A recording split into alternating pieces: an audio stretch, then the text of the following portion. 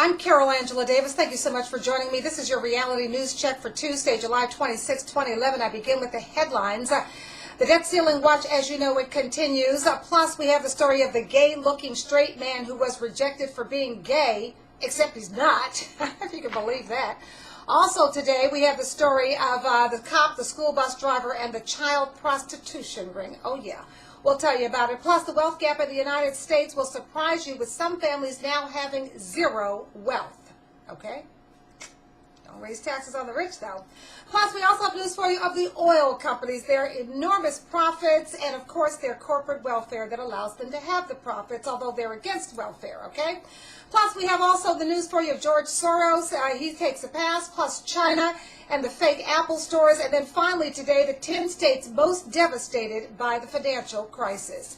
We're going to begin on our debt ceiling watch. Still no solution, but still some are calling for a short-term solution to the debt crisis, a short-term solution for a couple of months. Well, apparently, this short-term solution idea is not one that the foreign markets welcome. Here's what Matul Koteka, head of Global Foreign Exchange Strategy at Credit Agricole Corporate and Investment Bank, said in a note to clients. Quote, a short-term solution that appears to be favored by some in the U.S. Congress may not be that much better, as it would effectively be seen as kicking the can down the road. Not something they want to see, folks. Okay, keep that in mind.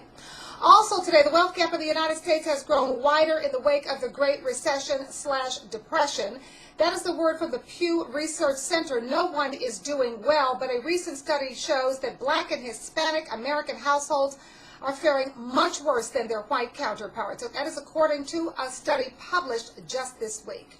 Median wealth of white households was 20 times that of Black households and 18 times that of Hispanic households. Household wealth, we should tell you, is defined as the sum of a family's assets minus the sum of its debts. The study defining assets, for example, as homes, cars, savings, and financial investments, while debts include mortgages, auto loans, and credit card debt. Among other things, of course. Now, the study highlights how Blacks and Hispanics have been disproportionately affected by the collapse of the housing market, the financial crisis, and the recession/depression. In fact, the study found that the wealth gap between white households and their Black Hispanic counterparts is now the widest it has been since the government began publishing data by ethnicity, and that was in 1984, more than 25 years ago. According to the study, the inflation-adjusted median wealth among Hispanic households fell 66%. Can you imagine? Hispanic wealth fell 66% from 2005 to 2009. That is absolutely unacceptable. Black households suffered a 53% drop in net worth over the same period. By contrast, get this, whites saw a decline of only 16% in household wealth. Now, I want to say that no drop in household wealth is acceptable, but 66% in Hispanic households, 53% in Black households, 16% in white households. So certainly there's something that is not fairly being done across the board, okay? Hispanic families had about $6,325 in wealth. The average Blacks had about $5,600 in wealth, and the average white household had $113,149. And you're not going to believe this. The study also showed that a third of Black and Hispanic households had zero wealth. Zero. Nada. Zip. Nothing. Yet. Nothing. No wealth. Okay? We can't allow that to happen. You know that. Okay? That means their debts were larger than the value of their assets. Now, overall, the study has attributed much of the disparity to the decline in home values, which hit Black and Hispanic households the hardest. We know why. One of the reasons, the Black population, the elderly, people who had almost paid for their homes, the banks sent people, and the mortgage companies sent people around to these people who were 70 and 75, and of course their faculties were diminished, convinced them that this was a better product, put them in the product, and then foreclosed on the house. That's not fair, folks. In the Hispanic households, we know that there is issues in the Hispanic community.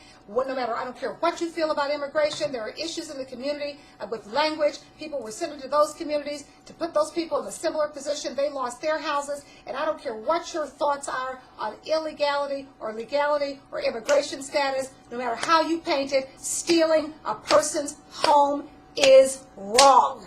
And that's what happened to most of those black and Hispanic households, okay? Let's go to business news where oil giant BP may not want to have its taxes raised by having its government subsidies, you know, its corporate welfare, by having that taken away, but the company sure is making money. Oh yeah, business is good for BP.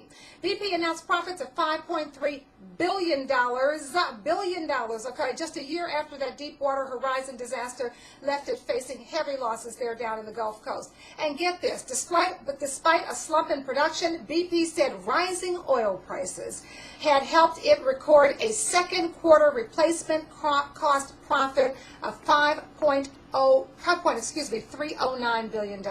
They don't need the corporate welfare, folks. Take it away. Meanwhile, hedge fund manager George Soros is getting out of the business of managing a hedge fund, is reportedly returning capital to outsiders. Yeah, giving back the money, folks. That's what that means. Instead, he will reportedly invest his billions only for himself, the move apparently being made in the wake of new regulations that are tightening up the industry and threatening to cramp how these funds are allowed to operate. The new regs are going to force those hedge funds to register with the U.S. Securities and Exchange Commission and provide more details about how they operate and make money than ever before. Thank goodness for regulations. And what are the 10 states most devastated by the financial crisis? Well, here they are. These are the 10 states where job creation in the United States has been very weak. We're talking South Carolina, Florida, Nevada, which has a 12.4% unemployment rate, California with an 11.8% unemployment rate, Rhode Island with a 10.8% unemployment rate, also Michigan, Mississippi, Alabama, Washington, D.C., and Georgia. That is the word from the Bureau of Labor Statistics, okay? In international business news from China, call it closed. That would be several fake Apple stores in Kunming City. 3 of the fake stores, which mimic the look of the real thing, came to the world's attention after they were exposed on a blog. The blogger, writing about her conversations with staff, she said they were absolutely convinced that they worked for the real Apple store, okay? And just so that you know, there's only 2 Apple stores, official Apple stores in China. One's in Beijing, the other's in Shanghai. Now, hear this. A gay-looking straight man was reportedly rejected by a blood donation center. He is Aaron Pace, 23 years old. It happened in Indiana.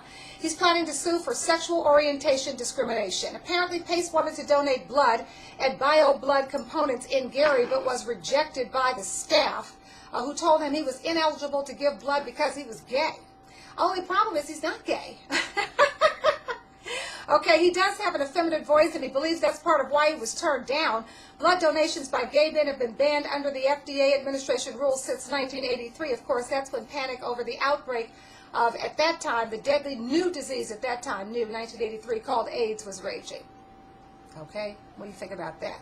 Finally today from Florida, where Florida cop Demetrius Lamar Condry and school bus monitor Paul Rosoan Aaron were arrested. That's right, they were arrested in an alleged child prostitution bust. I call it, it's sex trading. It's a sex slave, that's all it is.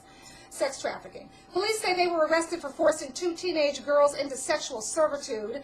Stop calling it prostitution. When it deals with teenagers, it's nothing but sex trafficking. One of the victims was recruited while Aaron was on the job. The police officer was reportedly a client, who visited the house of ill repute in uniform, reportedly receiving free oral sex from a 15-year-old child in exchange for protection from bus. Isn't that disgusting? Don't put them in the jail, put them under the jail. Okay, those are your stories. I'm Carol Angela Davis. Thank you for joining me. I hope you'll follow me on Facebook and Twitter. Of course, Carol Angela D on Twitter, Carol Angela Davis on Facebook. See you tomorrow, same time, same place. New stories. Have a great day.